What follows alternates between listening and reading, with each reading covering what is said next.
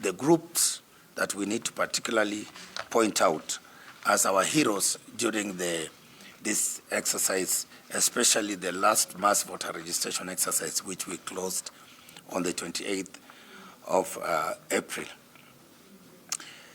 We would like to thank those who participated one way or another towards the success of this enhanced continuous voter registration exercise. You are our heroes, truly.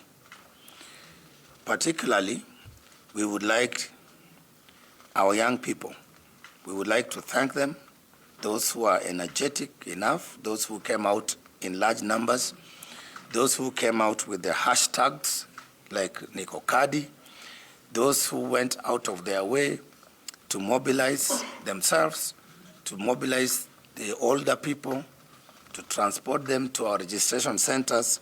We would like to laud the young people of Kenya for making this exercise a success. They proved the cynics, they proved them wrong because they came out unregistered.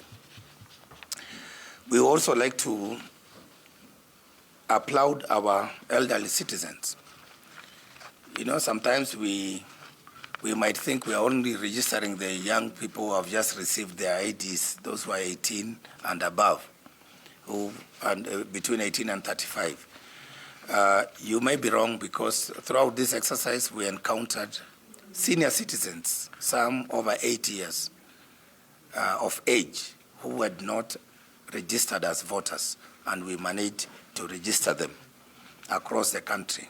From Shimoni, where we started and where we launched the exercise, Shimoni in Kwale, among the Makonde people, all the way across the country, we encountered elderly people who wanted to be registered and to participate in the democratic processes of this country.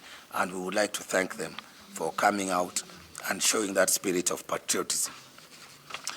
We would also like to thank our pastoralist communities, who have often been referred to as marginalized in the northern part of the country, in the southern, in the coast, who withstood difficult circumstances, environmental circumstances, weather conditions, to come out in large numbers and register. And as you can witness, those targets we had set for some of those marginalized regions, some regions managed to exceed those targets by over 40%. So we would like to thank them for again coming on board and being included in the democratic processes and electoral processes in the country.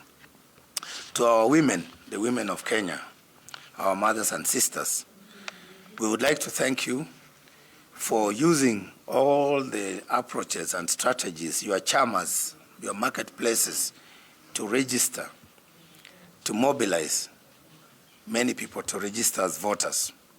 We would also extend our gratitude to organizations working with people living with disabilities, and the people with disabilities in Kenya, for also coming out to be recognized and to be registered as part and parcel of our democratic journey.